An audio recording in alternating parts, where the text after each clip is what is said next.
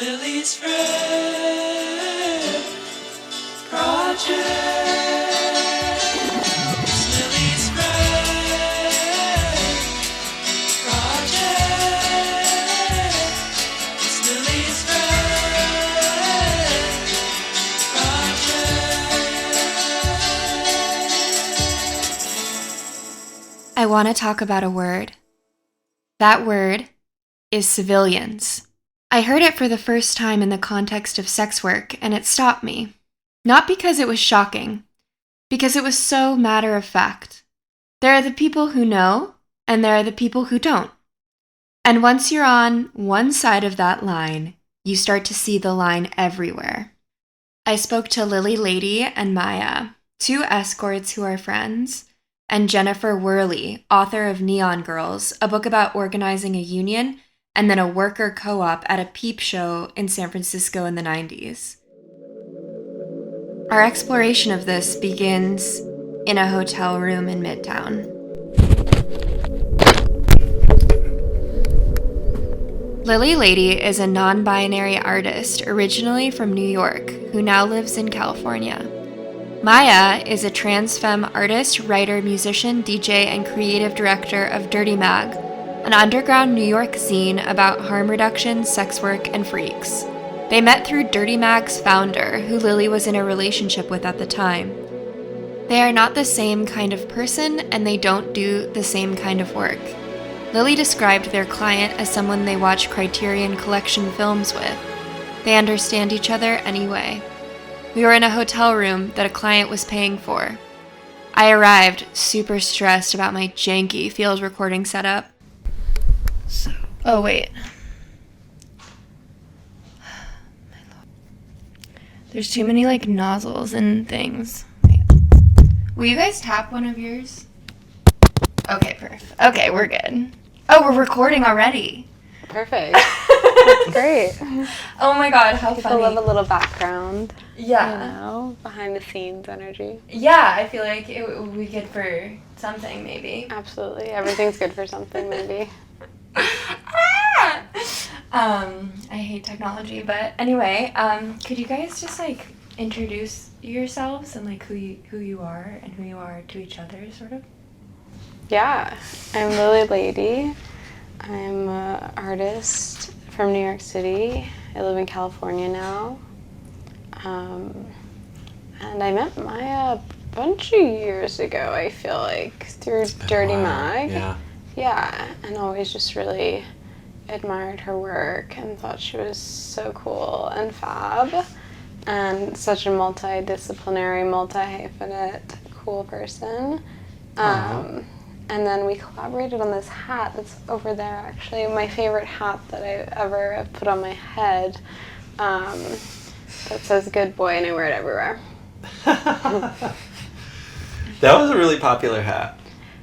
It's everywhere. People stopped me on the street, said, "Where'd you get that hat?" I said, "You can get one too." Gotta make more. I'm Maya. I'm an artist. I'm an artist, writer, musician, DJ. Put out a magazine. I do all sorts of stuff. And Lily and I met, it was when you and Ripley first got together, and we we had a little we need one-on-one time to get to know each other. That was so special. Yeah. Yeah, we had a little friend date, and it was really cute. And yeah, Lily's always inspired me with their just the kind of the unhinged quality of their art is something that I relate to a lot. And highest compliment. It really speaks to something deep in me, and I just really like the energy that they bring to everything that they do. There's a real kind of stubborn confidence that you have that I really admire. Leo. Yes. Leo with the Scorpio moon. Lily described the day they first hung out with Maya, years before we met. and what it was like to be in a bad place and have someone ground you without being asked to. I was seeing a lot of clients at the time, and I was having these cycles of paranoia about them and about, it was kind of just, you know when you're working and it's just, you're dysregulated and you're not in a good place. And I was just having this peak day of paranoia, and I was kind of getting to a place where I was feeling disconnected with reality, I suppose. And then we hung out and I was like, it's fine, everything's gonna be fine. I'm not the only one that exists in this world. Like, what were you paranoid about? I used to have really, really intense, kind of disconnected from reality fears of contagion that was often about kind of STDs, STIs, that wasn't necessarily correlated to even what happened in session. Often it would be, if I felt uncertain about a client, I had kind of a vague ambient sense of unease, it would all crystallize in, oh my gosh, I have to go right now to City MD to get tested. And that was just also a way to go from feeling bad and paranoid to feeling even worse, because then you have an experience at City MD and you're just like really doing terrible. But yeah, and so then it would just be this cycle, because then when I would get my results back, I often had a really kind of intoxicating sense of relief. So that was like a high. Exactly. Then I would bargain with God and say never again, and so it was this really difficult cycle to get out of. And did you talk about that together? No, I wasn't really in a place where it was something that I was really 100 with, because in the cycle it feels like, oh, this is, I'm going, it's hard to see your way out of it, I suppose. But sitting with Maya that day, even without saying any of this, something shifted. I think it was just very grounding to hang out. It felt very safe. I felt very comfortable. We're sitting on my mattress on the ground in this little hovel that I used to live in Bushwick. And I just felt like, because sometimes I found if you're in a heightened emotional state and then you hang out with someone either for the first time or, it can feel like you're just not being met on the same plane, and it can feel really distracting almost, but instead I felt really present. I felt kind of a nice distance from what I was experiencing, and I felt like there was just kind of a nice unspoken, presence, I suppose. Maya picked up on something, even without a baseline. Did you, pick up on any of this, Maya? I don't remember exactly, picking up, and I was also just kind of, feeling you out for the first time. So I wasn't sure, I didn't have a baseline, Sure. But I do kind of, I do kind of have that role in a lot of, my relationships in the different communities that I'm part of, where, I'm older, I've been through a lot, I'm, and I feel like I, have kind of a calming effect on people, or, a grounding effect, which is funny, because, I don't always, feel that way, but, when it's other people's shit, I'm so down to, be there and, help them work through it, or just, be present, or just, be part of their experience, and I think that's something that I also, bring to sex work, and it's part of the reason that I think, I am good at my job, is because, I can just, I'm not good with, a lot of social cues, but, I can pick up on people's energy, and kind of connect, if they're, open to it, I can, really connect with people on a pretty deep level pretty quickly, I think. Mm-hmm. Maya told me she could clock another sex worker in a room without being told. We met on a photo shoot, and it was not like a porn shoot or anything like that, and I clocked her immediately. I was like, the way that girl's moving, the way she was holding herself, and it got hot on set, and she just was hanging out in her bra. She took her t-shirt off, and I was like, oh, that girl's a hooker. And we just had this instant connection and related to each other immediately. And we've had like a really close friendship that's like involved work and like, you know, intimacy outside of work and like all these different kind of, it's a very like fluid relationship, and it's one that like we don't have to explain ourselves at all. Like we both have very similarly tuned brains, and it's the type of thing where like you feel like you can just really unmask around someone and just be yourself and say whatever you're really, really thinking and really feeling and have them understand it. And just like, that's so valuable. Lily described what it's like to be in a hotel room that a client is paying for, with a friend who just knows. There's also something really nice when you can have a relationship where so much is unspoken, like you said, where, you know, when I invited Maya over, she was like, oh, of course, I know that hotel. You know, I work out at that hotel. You know, where we are right now, we're in this deranged hotel that markets Chelsea and is giving Penn Station, you know. They call this Chelsea. It's so hilarious. Fucking hilarious. And, you know, a trick is paying for it, and I'm here for a couple days, and it's just nice to be, you know, I don't have to do much explaining. Like, I'm here, it's weird, you're gonna come, they're gonna say, what are you doing here? You know, you have to key card up.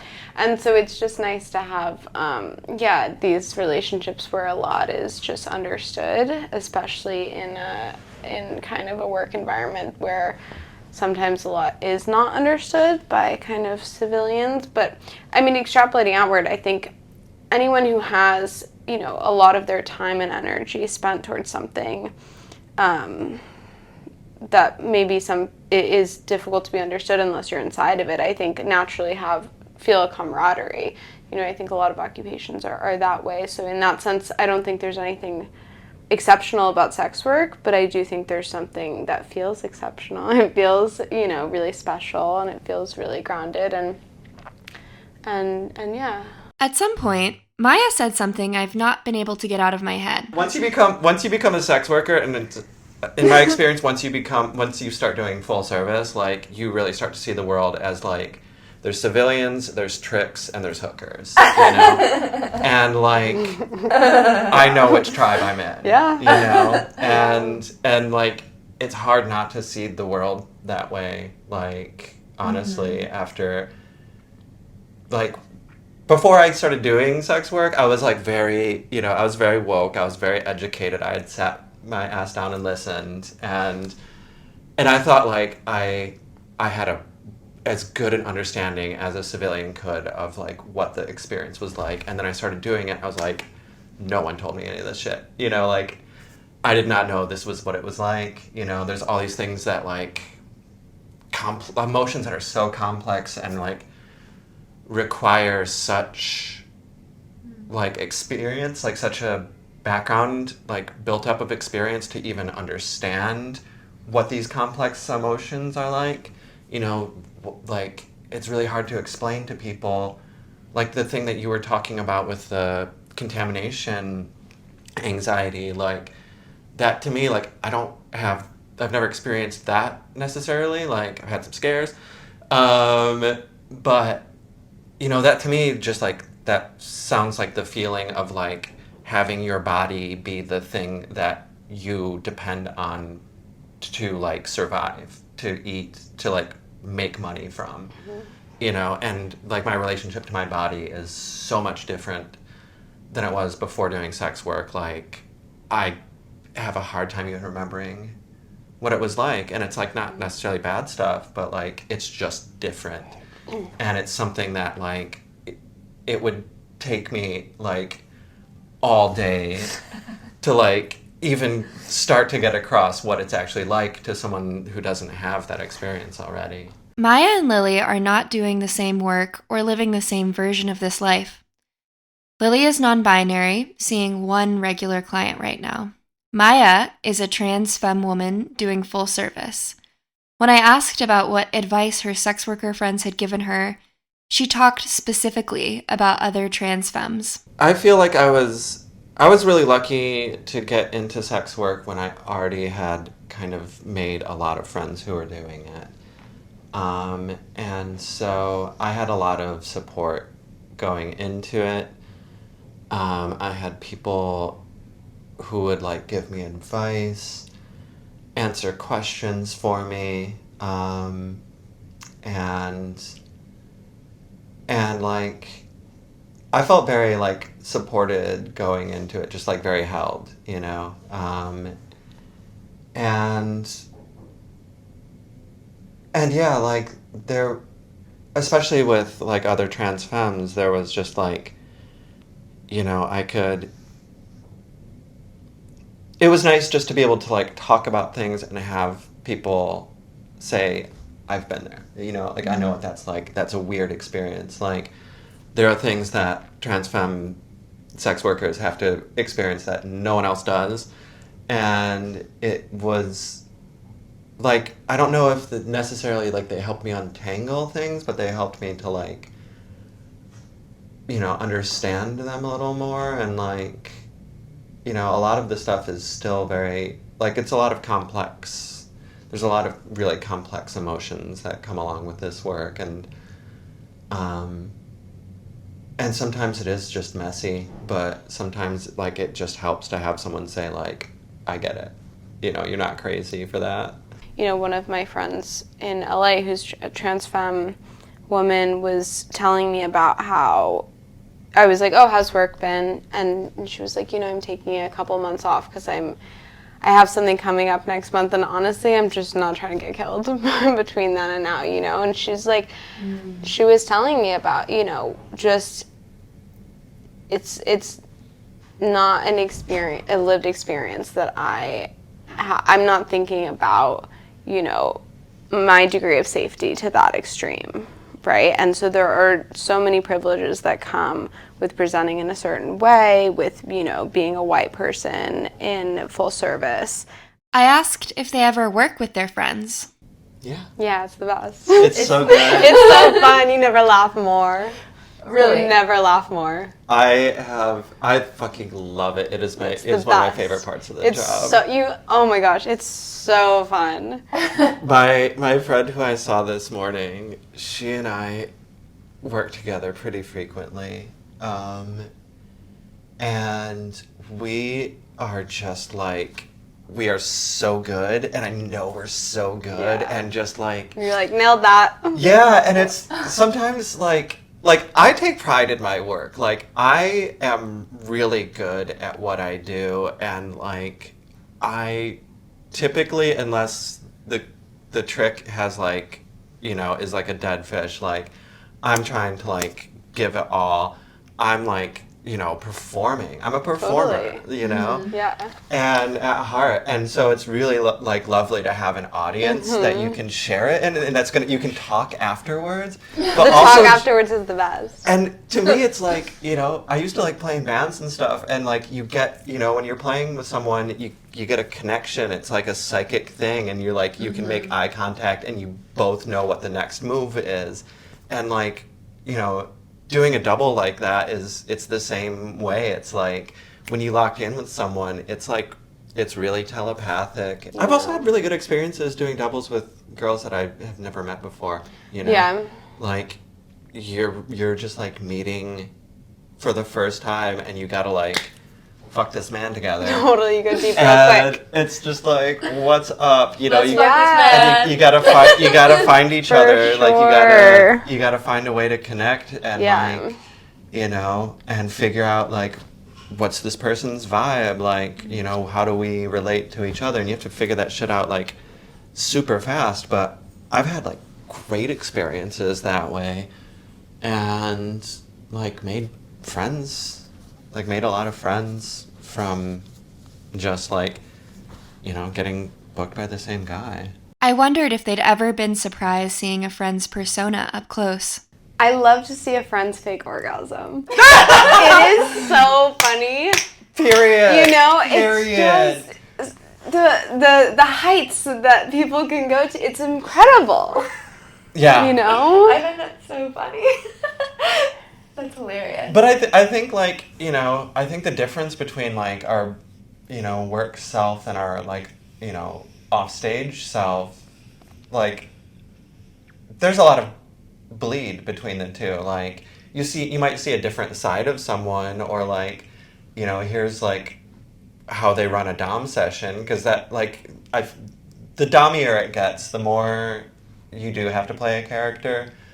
But it's always coming from like somewhere, and if you know the person well, it's like, yeah, this makes sense. Like, it's just a different, you're getting like an edited version of them. Like, that's just this one little segment of their personality without the other stuff. You kind of like, in order, like, for a good session, you have to just be able to leave the outside world at the door, and so you kind of like, you might see a little different aspect of someone, but it's the same general person. Mm-hmm. But it can be funny, like, I don't know, sessions, like, doubles just can be funny, because it's like, it's just hilarious, like, what are we doing to this man together? It's amazing. And also, it can be funny, and seeing someone, especially if the other person is meant to be submissive, I often have left a double session thinking, I respect you, I always did, but through the roof. Like, you just took some crazy stuff happening to you, and like, you just see your friend in a new light, you're like, damn, respect. Maya talked about what it meant that she'd stop being able to tell her work self from her actual self. I just have become like a lot more of, like, my hooker persona kind of like just devoured the rest of me, and now I'm just her. And like, when it comes to, I still like, do my little meditation thing before a session or whatever, but it's like, I don't feel like I'm like a different person. I don't have to like take on a different persona with myself. I have to like perform that persona for people, like, like I'm putting on a show for my tricks, but it's not like I'm in character anymore. You're like turning the brightness up. Yeah. On you. Yeah, totally. It's like, it reminds me just of like going on stage, like when you're playing a show in front of people, like, you are like, you're trying to give your best self, the one that's the most charismatic, that's like the wildest and having the most fun and creating an energy so the audience wants to keep watching, and yeah, it is like kind of your peak self. I asked if they ever felt competitive with friends in a work sense. I don't feel competitive with my friends. I'm aware, like, I have a lot of friends who are like very conventionally attractive cis presenting or cis women who have a level of privilege that like I would kill for, and can charge rates that I would love and get so much more work, and can like, be more selective about who they see, creating a safer work environment. They don't have to deal with like the type of fetishization that I do. And like, I'm very aware of those differences. And the ones who I like really connect with are also aware of them too. And it's not like, it's not like resentment or like, it doesn't feel like competition. Maya told a story about accidentally stealing a client from a friend, then on purpose, and how it resolved. I actually like accidentally stole a regular from a friend of mine. Got brought in to do a double with another trans girl who had this like kind of long-term regular, real consistent, decently generous, and we did our double, and he asked to see me separately, and I hit her up and I was like, hey, would you be cool with this? Like, how'd you feel about it? And she was like, girl, get your bag. And then he started seeing me regularly, and a couple months later, like, I see my friend and she's like, hey, have you seen like so-and-so lately? And I was like, every other week since the last time I saw you. But I was like, yeah, I did have. And she was like, cool, like, you owe me dinner. Oh, one sec, I'm getting a call. You're rocking with the best. You've reached the voicemail box of the Lily Friend Project. This is one DJ you don't want to with. Go ahead and... Here. Yo, what's up? Bring that one back from the top.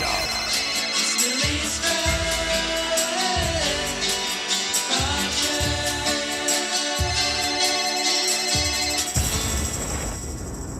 Before we get to our second interview, I want to pause on a listener question. It came from Jennifer Hogan of Santa Cruz, California, which so happens to be my mom. She wrote, I wish I could be more loving to the people I love. I don't really understand how the disconnect happens between how much I love someone and how much I show it. Why don't I fully show my loved ones how much I care about them? I asked Maya and Lily. It's reminding me of my own relationship with my mother and how so often we are the sharpest and the least patient and kind of have the least amount of grace with the people that we love the most.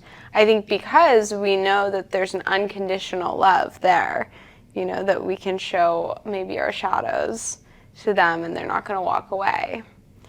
And so that's really beautiful in itself, but I think maybe, you know, that's maybe some of the reasoning behind it, but it's nice to just touch base with the unconditional love part of it, you know, the light side of it, where it's like, well, this person's kind of my favorite person in the world, maybe I'll not treat them worse than I treat a stranger, you know?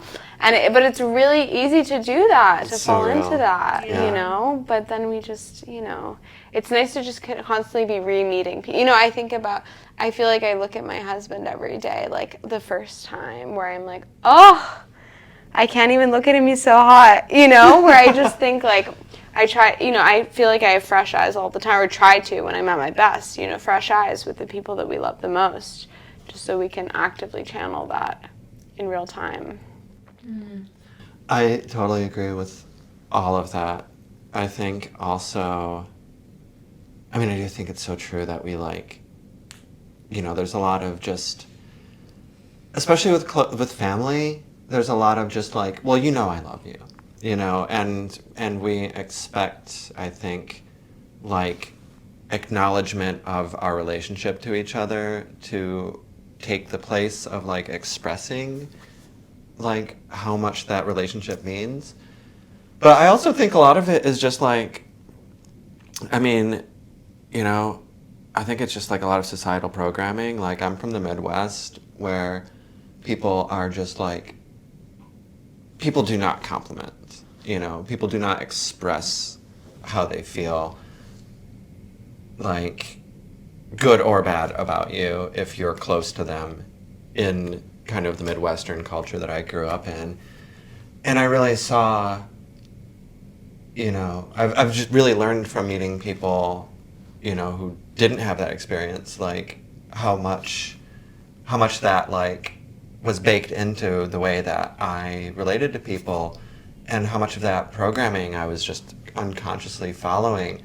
And so I would say, if you, like, you know, if you want to express how you feel to your loved ones better or more clearly, like, look at where you feel like you can't, you know, like, look at what's stopping you from doing that. When you have a feeling and you want it to get across to someone and you don't feel like you can speak it in words or express it through touch or whatever, like, I would say look at what is that? I'm thinking about what Lily said, that there's something you're already doing just by re-meeting a person. And I'm thinking about what it costs to translate yourself to someone who doesn't already know the language. How much energy goes into that? And how much you can serve when you don't have to. Jennifer Worley is a professor of English at City College of San Francisco and the president of the Faculty Union. She's published in Bitch, Captive Genders, and PRI's Outright Radio, among other places. But before all of that, while she was broke and in grad school, she worked at the Lusty Lady in the 90s, a peep show in the Tenderloin in San Francisco. She's the author of Neon Girls, a book about what happened when the dancers at the Lusty Lady organized the first successful sex worker union in the U.S. and then bought the place outright. I wanted to go back to grad school, and once I started, I realized that it was pretty hard to hold down, a full-time office job and get all my work done for grad school. So I then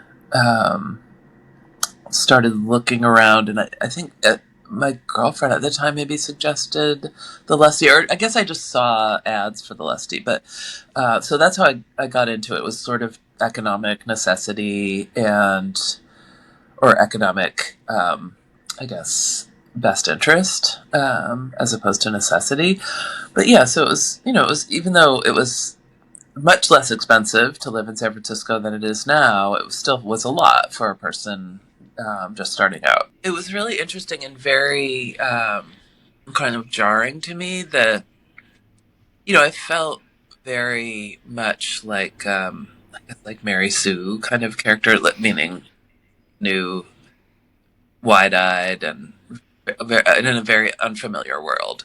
And I was among all of these girls who seemed very, I wouldn't say polished, but just a little, they were all in their mid-20s, but they felt very worldly and to me, and kind of savvier. So, girls I was just impressed with the women working there. They were very, kind of, rebellious and smart and savvy and sort of cynical, and that's what it was like. When I really, going into the job, I really imagined more of a stage show, like a stage, like going on a stage before an audience. But the reality was it was a peep show. And that meant that we were kind of in an enclosed room. The performers were in an enclosed room, and the room on three walls of the room there were windows, and the customers were in little booths outside the room with windows facing into our peep show. The thing that impressed me first was how much control they had over the space, and how they really exercised power and kind of contempt for the customers. And and I came to see that was just a way of managing a situation that needed managing, that needed a sense of control. I asked her who her first friend there was. What she described was less a single friendship and more a roster of mentors, a set of women who each taught her something specific about how to exist in that world. Who was my first friend? Well, my first, let's see, I guess my first friend was probably, first, like, work friend, I would say, like, someone, that befriended me. That, I think that's a way to put it, was a girl named Shishi, who was she kind of had this very Marilyn Monroe-esque look, like the bleach blonde and the big boobs, and very glamorous. I think she even had the beauty mark, even, if I remember correctly. And she was just very kind of funny and comical on stage in she had a very dry humor.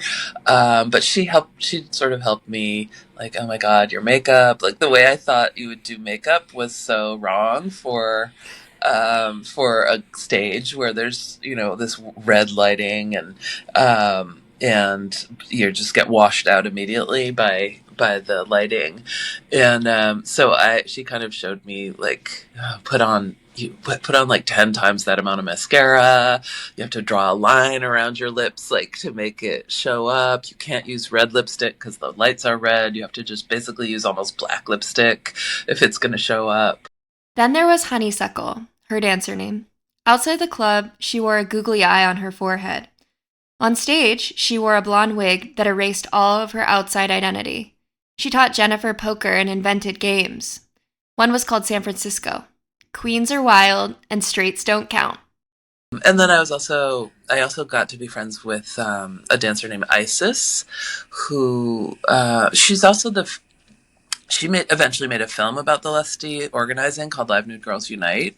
So her outside name is Julia, but Isis also had been in grad school, and she and I became my closest friend during the time while we were dancing. And she'd gone to grad school for sociology, and she was a stand-up comedian, and was kind of also very key in the organizing that we did later. 3 women, 3 different kinds of knowledge. Shishi taught her the craft. Honeysuckle taught her how to be playful inside the strangeness. Isis was who she thought alongside. The organizing story is long, and I'm not going to compress it into something it isn't. And if you really are interested, you should definitely check out Jennifer's book, Neon Girls, which tells the whole story. But here is my attempt at the short version. At the peep show, the dancers found out they were being filmed through one-way windows without their knowledge. Management didn't do enough to support them through this issue, so they formed a union. Eventually, after the union was formed, they actually all bought the club and ran it as a worker cooperative. Black dancers throughout all of this time had been excluded from the private booths where more money was made. The union got that changed in their first contract, but owning the place together is where things got really complicated. These 2 dancers, Lily Marlene and Cayenne, kind of self-appointed themselves the bargaining team for I don't know, somehow we decided, okay, you'll come to the table and we'll hash it out, but basically we all know what we've decided collectively. They came to the table with their own proposals, like all these proposals that they had just pulled out their ass and that they wanted individually, and said, like, we need to have, and I don't even remember what the proposals were, but we need to have this and we need to have that, and just like took this adversarial position that just represented themselves, and so they were recreating the dynamics of a typical bargaining table, within the context where the members had already decided something in a collective process, but they made this kind of show, this theater of a bargaining table, and appointed themselves the voice of the people, kind of. It was the weirdest thing, and it was so upsetting because we didn't have any, motivation to extract profit from our coworkers or to be in any kind of position of power. We really just wanted us to be democratic, and we felt our role was just to sort of shepherd the democratic process. So that was I had a huge schism with Cayenne after that point, and Lily Marlene as well. After that point, I was so angry at them, and just really couldn't anymore, It seems like some of them were unable to unlearn the hierarchical setup of work, which deeply impacted personal friendships. And I think to me there was really a lesson in that about how we're socialized into capitalism, and by socialized I mean like our very selves are created by the capitalist economy, and we are deeply psychologized into it, even when it comes to resistance like that. Like they couldn't get out of the mindset that they had to have a boss. Like, in order to have power, I have to be fighting a boss of some kind, so I'll just make one. I'll just imagine one. I mean, I think it was humbling in a lot of ways, and it taught me to just like really learn to connect with and see and find common ground with such a diverse group of people, from so many backgrounds. I guess that, and and that sort of this slightly outsider status can be actually a bond, among the outsiders. I guess it's like, I guess I don't know if there's a cliche about that, but that sort of being outside the norm, working until 3 a.m, or not having a bunch of fake names, or not knowing each other's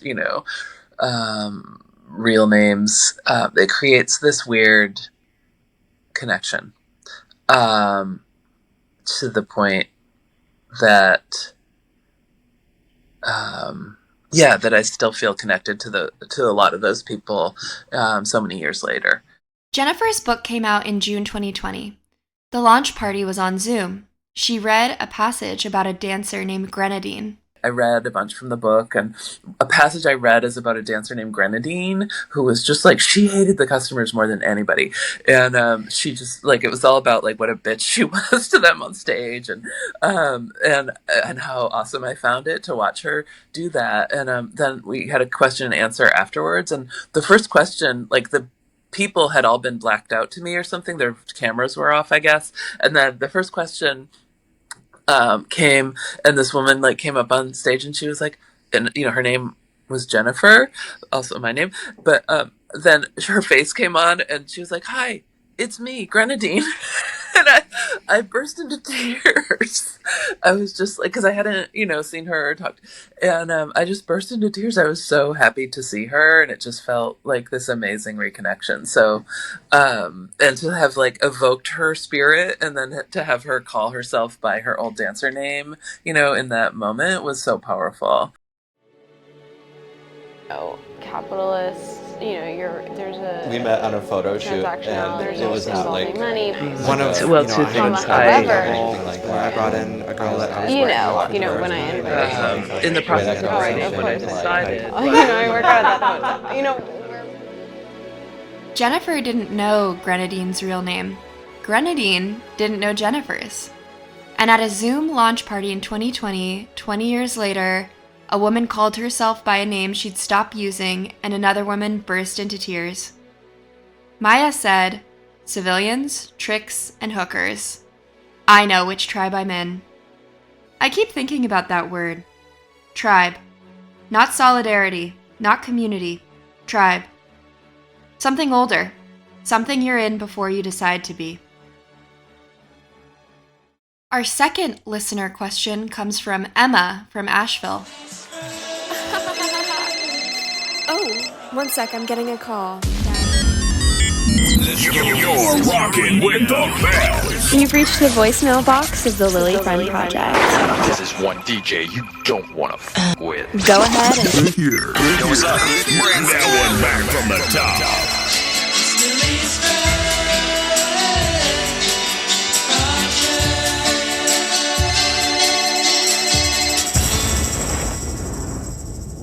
What do you suggest doing if you have a close friend and you really don't like their partner? I asked Lily and Maya. I like to think of this on different planes. I like to think of it on is it that I don't like this person because I wouldn't be friends with them and I just don't like them? Or is it that I don't like the way they treat my friend and I don't like their dynamic and what they bring to my friend? Because if it's just, I don't like them as a person, yet my friend is saying they're I love this, even if I have doubts about the relationship, if my friend's oh yeah, this relationship feels really good for me. I mean, obviously, if this person was physically endangering my friend or something, this wouldn't be a thing. But if it's the way he treats you in front of me, I don't always love, but you don't seem to clock it the way that I do, so it's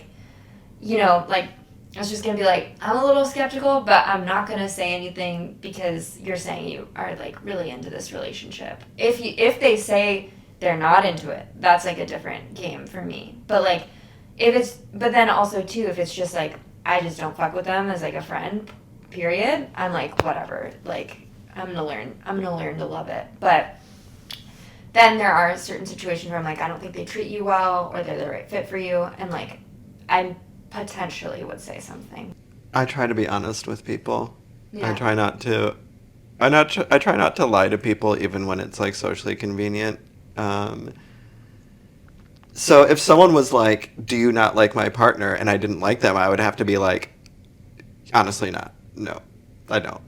Like whether or not I volunteer that information to someone really depends on the circumstance. Because yeah, I have a lot of friends who are in heterosexual relationships with, straight men, cis men, and they're like, you really do have to grade them on a curve. For sure. But Steep curve. But yeah, I also like, I'm the type of bitch to be like, oh, he's not treating you right. Like, I don't like, if a friend comes over and is like, this guy that I'm seeing, like, he did this to me, I'll be like, fuck that. Fuck that. Like, what are you getting out of this relationship? Like, is it worth accepting this type of behavior? Because I've been in a lot of, like, shitty relationships and, like, honestly, like, emotionally abusive relationships. And so, like, I don't, when I see someone who's, like, getting treated in any way that reminds me of how I was treated by past partners, I'll, like, let them know about it. If I see something that seems like a red flag to me, like, I'll let them know about it because I'm sure I've, like, damaged or lost friendships over it in the past, but, I'd rather be honest if I think someone is, like, really harmful. If like, their boyfriend's annoying, like, that's fine. If that's the only issue is that he's an annoying straight man, like, that's fine, and like, maybe like I don't have one-on-one conversations with him, and that's fine. I mean, here's a hot take. I love heterosexual men. I hope to be one day. And I get along with them great. I read fashion magazine. I love the skate park. And I cannot think of many circumstances that I have not liked my friends' partners. I don't know what the deal is. I'm trying to rack my brain. I mean, in general, I would say to this lovely listener, you don't have to hang out with anyone you don't want to hang out with, And if your friend is hanging out and is really booed up, then you can always have a sidebar. Say, I love to just kick it with you. Yeah. And if that's what it is for a bit, that sounds. I don't think anyone wants to be in a social dynamic where one person is not feeling good, And if that's you and because you don't like your friend's partner, then you don't have to make it that shape. You can make it any shape you want. So true. But yeah. That's cool. I kind of want to carry some Maya energy going forward. Like, I feel like I need to be a little more honest sometimes, to be honest. So you were just so honest right there. Yeah. It's already happening. It's already happening. I just saw a quote that, like, people-pleasing isn't actually about people-pleasing. It's about manipulating people to feel like they need you. Whoa. Or to not be mad at you. Yeah. Yeah. The Totally. thing about people-pleasing, the like, recovery cliche that I love is like who's pleased? Like, look around and at Who the is people that you're pleased? people pleasing and how many of them are actually pleased. Totally. Yeah, Well, like- often people pleasing is such a half measure, and I do it all the time, where it's like a little bit of the truth, or not the truth. The vibe is all, and it's just nobody wins. The story, I just knew that it was a story I wanted to tell. If And you so want- what I Societal decided revolution? to do Yeah, in the that for process of writing it sure. was, If you I'm not look going to worry right about that now, now. I'm going to this write the story deranged and I'll worry about those issues hotel later. that markets Yeah. Chelsea and It is got giving hot on set. temptation, And then, you but the know. other thing is, by the time I It's see hilarious, oh, that's- and a trick is paying for it, and I'm And we here for just, a couple like, days, had this and it's just instant nice to connection. do. I don't take too much. Yeah, yeah, great to meet you. Okay, bye, Lily. I've been thinking about what it means that some friendships are built not on common interest, but on shared untranslatability, on things you can only know if you were there, working until 3 a.m, not knowing each other's real names, sitting in a hotel room that someone else is paying for, with a person who knows exactly which hotel it is. Jennifer said that the city of San Francisco showing up for their first picket line felt like a form of public friendship. That feeling of being held by people who understand what you are doing, even if they aren't doing it with you. I don't know what to do with that exactly. I'm not sure you're supposed to do anything with it. Some things you just carry. This is the Lily Friend Project. Send friendship questions, confessions, and dilemmas to the friendship line at 929-454-5213. We'll be back. This episode was produced and written by me, Lily Hogan. Post-production and that extra little magical spark is by Noreen Malik. And the song is by Bridge Gamble. Mwah!